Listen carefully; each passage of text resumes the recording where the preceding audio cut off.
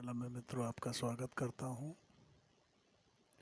इस वीडियो में हम सिंह लग्न या सिंह राशि का जो शनि गोचर 29 अप्रैल 2025 को हुआ है वो जो है अस्त अवस्था में थे शनिदेव उस टाइम। अब 6 अप्रैल 2025 को सुबह 5:05 पर उदय की स्थिति में आ जाएंगे और उदय होते ही शनि का ये गोचर एकदम से एक्टिव हो जाएगा। शनि का ये गोचर जो 29 मार्च 2025 को हुआ है, आप सभी को अभी तक ये पता लग गया होगा कि सिंह राशि वालों पे अष्टम की ढैया का प्रभाव चालू हो गया है। लेकिन मित्रों, अष्टम की ढैया शनि वालों पे जो चालू हो रही है, मीन राशि में गोचर करेंगे और मीन राशि में शनि जो है सम होते हैं और कारक भी होते हैं। तो ऐसे कुछ ज़्यादा घबराने की आवश्यकता नहीं है,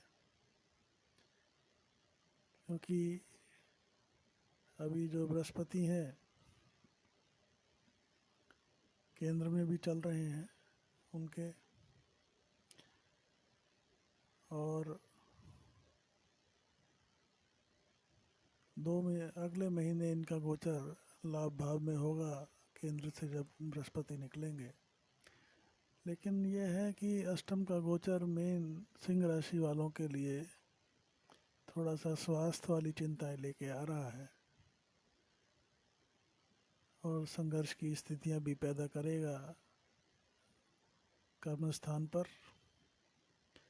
तो इस गोचर का क्या प्रभाव होगा सिंह राशि वालों के लिए उदय काल आरंभ होते ही? वैसे तो शनि जो है 2.5 साल के पीरियड तक एक घर में गोचर करते हैं, तो इनका जो है फल बड़ा धीरे धीरे मिलता है, क्योंकि मंदचाल के ग्रह हैं शनिदेव। तो ऐसे में इस गोचर की चर्चा करने से पहले मैं आपसे चर्चा करना चाहूँगा शनि की जो है पहले स्थिति 2.5 साल जो उनके केंद्र में रही और शनि भी अपने कारक स्थान पे थे, तो किस तरह का फल उनको पिछले 2.5 साल में मिला होगा शनिदेव की तरफ से।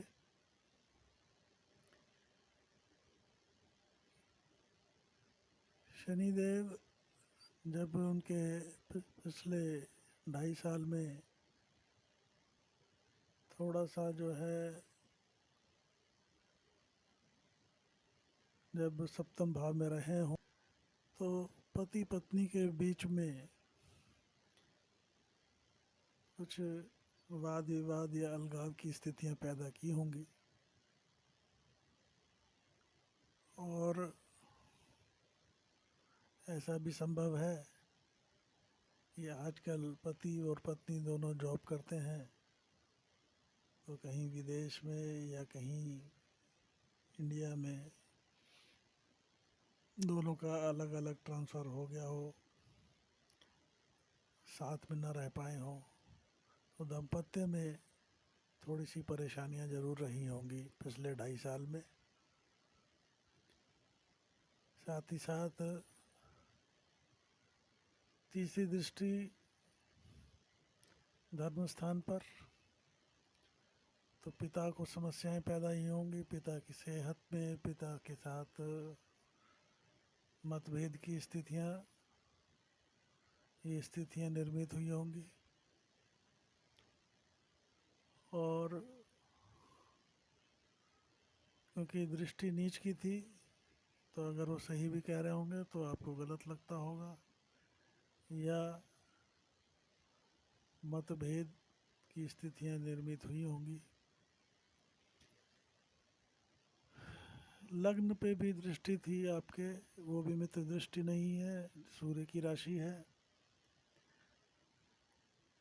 और लग्न सिंह लग्न पे शनि की दृष्टि, तो थोड़ा सा आपके मान सम्मान में, स्वास्थ्य में गिरावट, इस तरह की स्थितियां निर्मित हुई होंगी।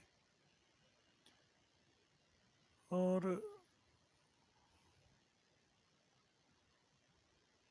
जो है चौथी दृष्टि, 10वीं दृष्टि जो है इनकी आपके चतुर्थ भाव पे रही होगी। तो आपने कोई ऐसी प्रॉपर्टी में इन्वेस्ट किया होगा, आनन फानन में प्रॉपर्टी तो ली होगी लेकिन मन से संतुष्ट नहीं होंगे। माता के साथ भी मतभेद की स्थितियां पैदा हुई होंगी। माता के स्वास्थ्य में और इस तरह की स्थितियां पिछले 2.5 साल में सिंह राशि वालों के साथ रही हैं, और अगर रही हैं तो कमेंट करना। अब ये गोचर मीन राशि में अष्टम भाव में सिंह वालों के लिए कर रहा है, तो अब क्या स्थिति निर्मित होगी उसका जो है अब चर्चा करते हैं। जब ये अष्टम में आएंगे मित्रों, तो यहाँ एक कारक भी होते हैं, और पिछले 2.5 साल में एक चीज़ और छूट गई।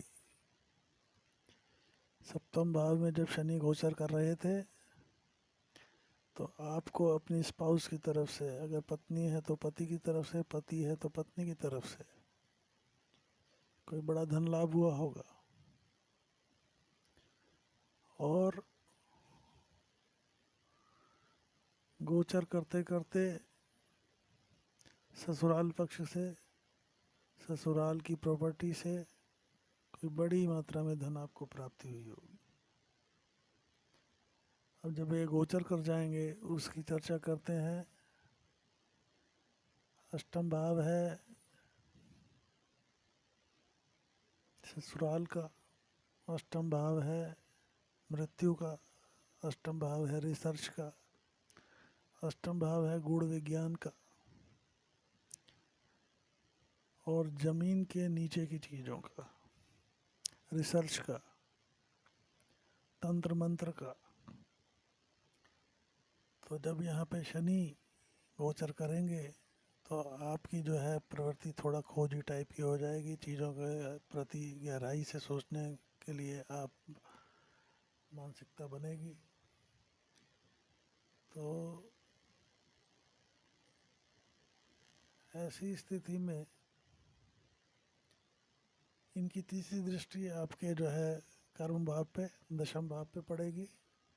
तो दशम भाव पे दृष्टि आपको संघर्ष के बाद कर्म स्थान पे सफलता दिलाएगी, क्योंकि मित्र की दृष्टि है, शुक्र की राशि है, और शनि और शुक्र मित्र हैं। तो आपको इसमें संघर्ष के बाद कर्म स्थान पे, चाहे नौकरी में है चाहे व्यापार में है, सफलता के योग बनते हैं।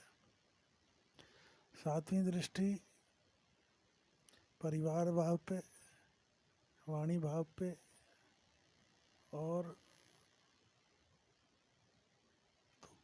मित्र दृष्टि है, बुध की राशि है, तो कुटुंब में वृद्धि हो सकती है, धन में वृद्धि हो सकती है। इस तरह की स्थितियां निर्मित होंगी। कुल मिला के अष्टम भाव में बैठने के बाद भी आपको जो है स्थितियां, इनकी दृष्टि अनुकूल मिल रही हैं।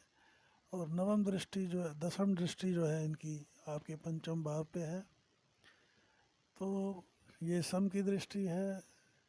तो आपको कोई संतान में कन्या संतति की प्राप्ति हो सकती है, और साथ ही साथ कोई लॉन्ग टर्म इन्वेस्टमेंट करते हैं उसमें लाभ की स्थितियां निर्मित होंगी।